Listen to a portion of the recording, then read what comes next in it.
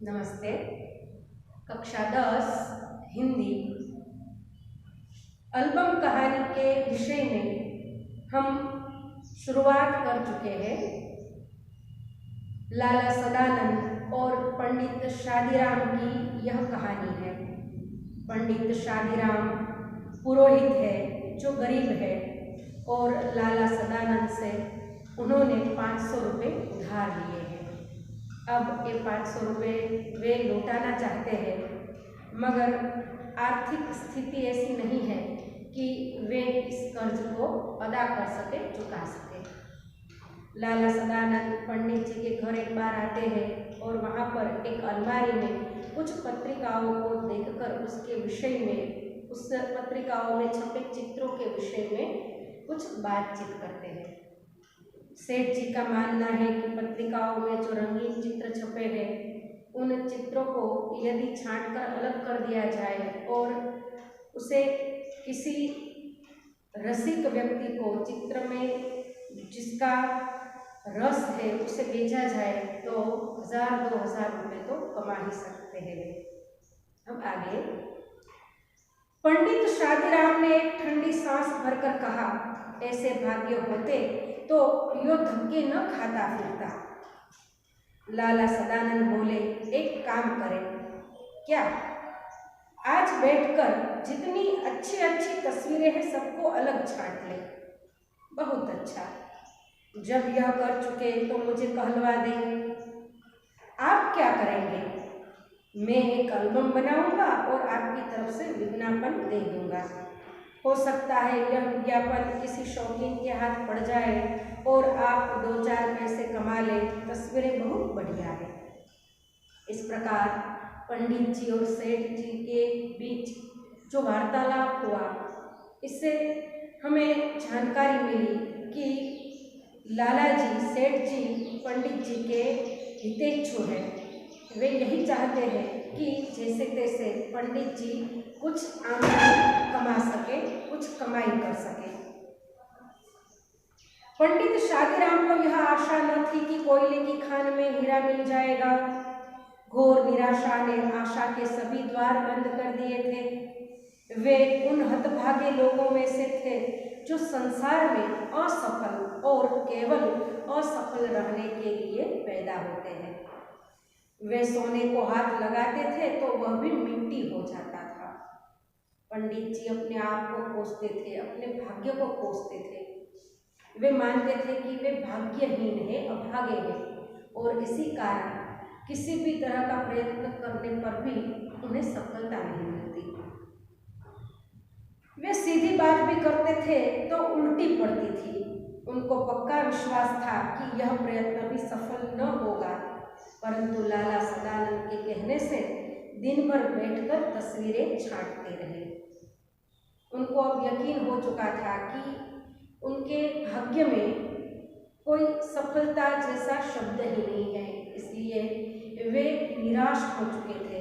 मगर सेठ जी के कहने पर वे ऐसा करने के लिए तैयार होते हैं। न उनके मन में लगन थी, न उनके हृदय में चाव था। चाव अर्थात इच्छा, चाह। न उनके सीने में उमंग था। किंतु लाला सदानंद की बात को टाल न सके। लाला जी के कहने पर वे ऐसा करने के लिए तैयार हो गए। शाम को देखा 200 बढ़िया चित्र जमा हो गए हैं। उस समय वे उन्हें देखकर स्वयं उछल पड़े। जब पंडित जी ने 200 से अधिक चित्र जमा कर लिए तो वे भी उत्साहित हो गए। उनके मुख पर आनंद की आभा नाचने लगी। वे उन चित्रों की ओर इस तरह देखते मानो उनमें से हर एक 10-10 के नोट हो। बच्चों को उधर देखने तक न देते थे। वे सफलता के विचार से ही प्रसन्न हो रहे थे। यद्यपि आशा कोसों दूर थी, अर्थात दूर दूर तक ऐसी कोई आशा नहीं थी कि इस कार्य में भी सफलता मिलेगी। लाला सदानंद की दी हुई आशा उनके मस्तिष्क में निश्चय का रूप धारण कर चुकी थी। वे खुशी से झूमने लगे। अंधकार के बीच मानो कोई प्रकाश की हल्की सी किरण आ गई हो, ऐसे पंडित जी खुश हो गए और खुशी से झूमने लगे। लाला सदानंद ने चित्रों को एल्बम में लगवाया और समाचार पत्रों में विज्ञापन दे दिया। अब पंडित शादीराम हर समय डाकिये की प्रतीक्षा करते रहते थे। वे रोज सोचते थे कि आज कोई चिट्ठी आएगी। हर दिन बीत जाता था, कोई चिट्ठी न आती थी। हर रोज पंडित जी डाकिये की राह देखते थे, मगर कोई भी चिट्ठी उन्हें न मिलती थी। रात को आशा सड़क की धूल की तरह बैठ जाती थी, मगर दूसरे दिन लाला सदानंद की बातों से टूटी हुई आशा फिर जुड़ जाती थी। जिस प्रकार पूरे दिन की हिलचाल से सड़क पर पड़ी धूल उड़ती रहती है और शाम को वही धूल बैठ जाती है, उसी प्रकार पंडित जी दिन भर डाकिये की प्रतीक्षा करते, दिन भर चिट्ठी की राह देखते, मगर शाम तक जब कोई चिट्ठी न आती थी तो उनका जो उत्साह था वह भी बैठ जाता था। आशा फिर अपना चमकता हुआ मुंह दिखाकर उन्हें दरवाजे पर ला खड़ा कर देती थी। डाक का समय होता तो वे बाजार चल पड़ते और वहां से डाक खाने पहुंच जाते। यहाँ पर लाला जी की जो बातें थी वे उन्हें फिर से प्रोत्साहित करती थी। दूसरे दिन जब सूर्य निकलता था, दिन शुरू होता था, तो फिर से लाला जी की कही हुई बातों को याद करके पंडित जी की आशा फिर से जाग उठती थी। इसी तरह एक महीना बीत गया, कोई पत्र न आया। पंडित शादीराम बिल्कुल निराश हो गए, मगर फिर भी कभी कभी सफलता का विचार आ जाता था, जैसे अंधेरे में जुगनू चमक जाता है। जुगनू एक प्रकार का जंतु है जो स्वयं प्रकाशित होता है। अंधकार में उसके शरीर की रचना ऐसी होती है कि मानो प्रकाश की किरणें, मानो कोई प्रकाश का पुंज वहाँ पर दिख रहा हो। तो ऐसे अंधकार में किसी जुगनू की तरह पंडित जी की जो आशा थी फिर से जाग उठती थी और अंधकार रूपी निराशा से बाहर निकलने की एक आशा उन्हें सहारा देती थी। जुगनू की यह चमक निराश हृदयों के लिए कैसी जीवनदायिनी है, कैसी हृदयहारिणी होती है।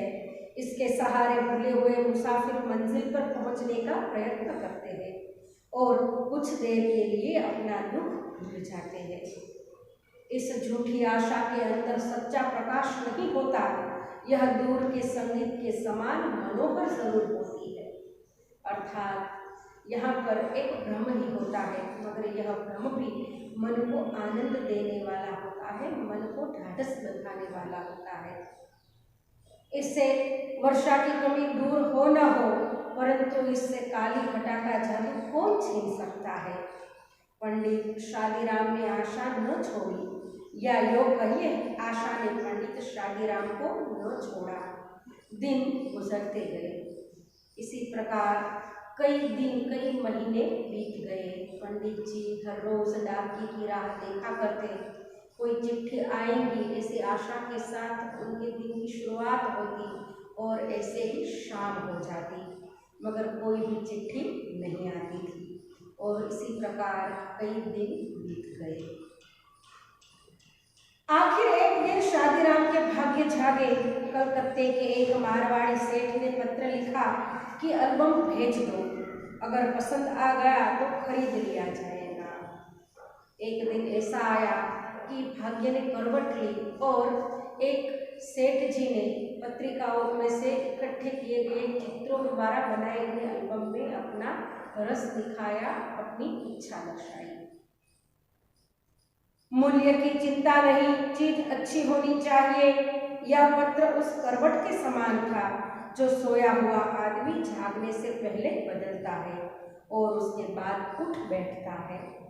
यह किसी आदमी की करवट न थी, यह भाग्य की करवट थी। यहाँ पर पंडित जी के भाग्य ने करवट ली थी। करवट लेना अर्थात गुजरातीમાં જેને આપણે કહીએ છીએ પડખું ફેરવવું। पंडित शादीराम दौड़े हुए सदानंद के पास पहुंचे और उन्हें पत्र दिखाकर बोले, आखिर आज एक पत्र आ गया है, भेज दो एल्बम। और सेठ जी के कहने पर पंडित जी ने एल्बम भेज दिया। 6 महीने बीत गए। लाला सदानंद बीमार थे। पंडित शादीराम उनके लिए दिन रात माला फेरा करते थे। वे न वैद्य थे, न डॉक्टर और न ही हकीम। उनकी औषधि माला फेरना ही थी और वह काम वे अपनी आत्मा की पूरी शक्ति अपने पूरे मन से कर रहे थे। पंडित जी किसी दवा या औषधि के बारे में नहीं जानते थे, मगर भगवान पर उनकी अटूट श्रद्धा थी और इसी भगवान को वे प्रार्थना किया करते थे, मन से प्रार्थना करते थे कि सेठ जी जल्दी से स्वस्थ हो जाए। उन्हें औषधि की अपेक्षा आशीर्वाद और प्रार्थना पर अधिक भरोसा था। सोचते थे दवा से दुआ अच्छी है, अर्थात उनको दवा से अधिक भगवान पर श्रद्धा थी और वे मानते थे कि दुआ मांगने से सेठ जी अच्छे हो जाएंगे। एक दिन लाला सदानंद चारपाई पर लेटे थे। उनके पास उनकी बूढ़ी माँ उनके दुर्बल और पीले मुंह को देख देख कर अपनी आंखों के आंसू अंदर ही अंदर पी रही थी, अर्थात उनकी बूढ़ी माँ बहुत ही दुखी थी। वे अपने जवान बेटे को ऐसे मर मर के जीते हुए नहीं देख पा रही थी। थोड़ी दूरी पर एक कोने में उनकी नवोढ़ा स्त्री घूंघट निकाले खड़ी थी और देख रही थी कि कोई काम ऐसा तो नहीं जो रह गया हो। सेठ जी की जो पत्नी है वह भी वहाँ पर उपस्थित है और देख रही है कि कोई काम बाकी न रह जाए। पास पड़ी चौकी पर पंडित शादीराम बैठे रोगी को भगवत गीता सुना रहे थे। रोगी को अर्थात सेठ जी को पंडित जी भगवत गीता सुना रहे थे, जिससे कि उनके मन को शांति मिले। एकाएक लाला सदानंद बेसुध हो गए। बेसुध होना अर्थात बेहोश हो जाना। पंडित जी ने गीता छोड़ दी और उनके सिरहाने बैठ गए। सिरहाना अर्थात सिर रखने की जो जगह होती है बिस्तर में, उसे सिरहाना कहते हैं। स्त्री गर्म दूध लाने के लिए अंदर दौड़ी और माँ घबराकर बेटे को आवाजें देने लगी। इस समय पंडित जी को लगा कि रोगी के सिरहाने के नीचे कोई चुभती हुई चीज रखी है। पंडित जी ने ऐसा अनुभव किया कि सिरहाने में कोई ऐसी चीज है जो चुभ रही है। उन्होंने नीचे हाथ डालकर देखा तो उनके आश्चर्य की सीमा न रही। वह सख्त चीज वही एल्बम था जिसे किसी सेठ ने नहीं बल्कि स्वयं लाला सदानंद ने खरीदा था। पंडित जी को सारी सच्चाई समझ में आ गई कि एल्बम किसी मारवाड़ी सेठ ने नहीं खरीदा था बल्कि सेठ जी ने ही खरीदा था। पंडित शादीराम इस विचार से बहुत प्रसन्न थे कि उन्होंने सदानंद का ऋण उतार दिया, मगर यह जानकर उनके हृदय को चोट सी लगी कि ऋण उतरा नहीं अपितु पहले से दुगना हो गया है। अर्थात एक बार तो वे ऋण चुकाने से रहे, अब सेठ जी की इस दया के कारण फिर से उनके सिर पर ऋण चढ़ गया है, अर्थात दुगना हो चुका है। पहले का ऋण तो चुका नहीं पाए और यह दूसरा ऋण भी उनके सिर पर चढ़ गया। उन्होंने बेसुध यजमान के पास बैठे बैठे एक ठंडी सांस भरी और सोचने लगे, यह ऋण मेरे सिर से क्या कभी न उतरेगा? पंडित जी फिर से चिंतित हो उठे। वे फिर से सोचने लगे कि यह ऋण क्या मेरे सिर से कभी भी न उतरेगा? कुछ देर बाद लाला सदानंद को होश आया। उन्होंने पंडित जी से एल्बम छीन लिया और धीरे से कहा, यह एल्बम अब मैंने सेठ साहब से मंगवा लिया है। अर्थात सेठ जी भी समझ चुके हैं कि पंडित जी सच्चाई जान चुके हैं, मगर फिर भी उसे ढकने का प्रयत्न करते हैं और कहते हैं कि मैंने ही मारवाड़ी सेठ से यह एल्बम मंगवा लिया है, अर्थात खरीद लिया है।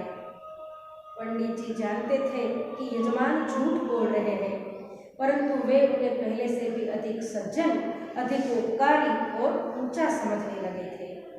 वे यह न कह सके कि आप झूठ बोल रहे हैं। उनमें यह हिम्मत न थी। वे चुपचाप माला फेरने लगे। यहाँ पर कहानी समाप्त हो जाती है।